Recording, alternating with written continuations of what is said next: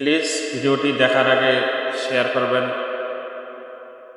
ভিডিওটি ভালো লাগলে লাইক করবেন, কমেন্ট করবেন এবং চ্যানেলটি সাবস্ক্রাইব করবেন ইনশাআল্লাহ। তো শিক্ষক হচ্ছে মানুষ গড়ার কারিগর। সেই শিক্ষক যদি হয় প্রতারক, তাহলে বিষয়টা কেমন হবে আপনারাই বলেন।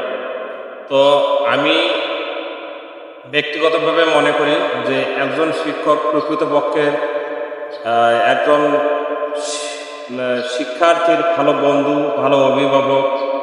কিন্তু সেই শিক্ষক যদি শিক্ষার্থীদের সঙ্গে প্রতারণা করে, তাহলে সেই শিক্ষকদের কি বলা যায় আপনারাই বলেন। তো আমি একটি ছোট্ট উদাহরণ দেই।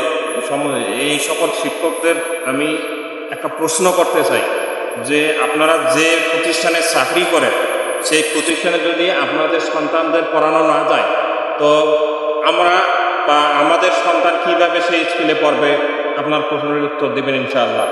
তো আপনাদের সন্তানদের যদি পড়ার উপযোগী আপনার বিদ্যালয় না হয় বা আপনার প্রতিষ্ঠান না হয়, তাহলে আমাদের ছেলে মেয়েদের আপনারা পড়াচ্ছেন কেন এবং সরকারি বেতন আপনারা নিচ্ছেন কেন?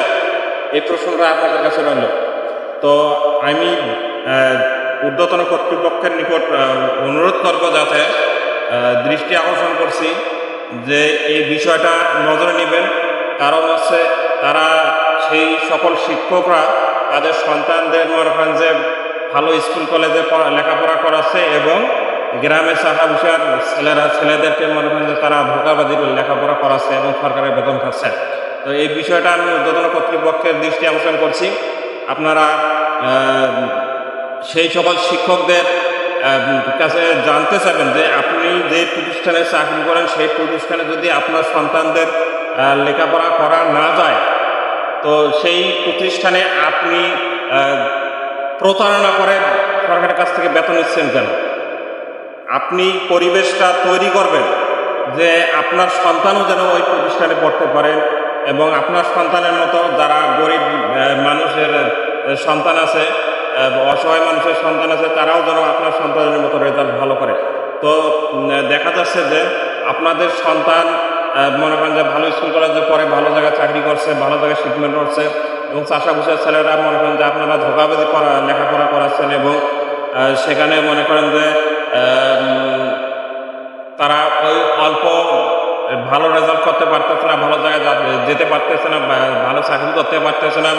তো আপনাদের কাছে আমি অনুরোধ করব যে আপনারা সর্বপ্রথম আপনারা যে প্রতিষ্ঠানে চাকরি করেন, সেই প্রতিষ্ঠানের কর্ম পরিবেশ আপনারা ঠিক করেন, আপনাদের লেখাপড়ার মান উন্নয়ন করেন। আপনার সন্তানদেরকে আপনারা কেন বাইরে পড়াবেন? আপনি যে প্রতিষ্ঠানে চাকরি করেন, সেই প্রতিষ্ঠানে আপনাদের সন্তানকে পড়ার উপযোগী সেই প্রতিষ্ঠান গড়ে তুলুন ইনশাআল্লাহ। এই প্রশ্নটা আপনাদেরকে আমি করে গেলাম। তো আশা করি আমার প্রশ্নটি আপনারা বুঝছেন, যে প্রশ্নটির উত্তর দেবেন ইনশাআল্লাহ। তাহলে আমরা এই স্থানীয় পর্যায় থেকে, লোকাল পর্যায় থেকে আমরা আমাদের প্রতিষ্ঠানগুলোকে সুন্দরভাবে গঠন করতে পারবো এবং সুশিক্ষিত লোক এখান থেকে আমরা ভালো রেজাল্ট করে বিভিন্ন ভালো ভালো জায়গায় আমরা আমাদের সন্তানদেরকে, অসহায় গরিব মানুষের সন্তানদেরকে আমরা সঠিক লক্ষ্যে পৌঁছে দিতে পারবো ইনশাআল্লাহ।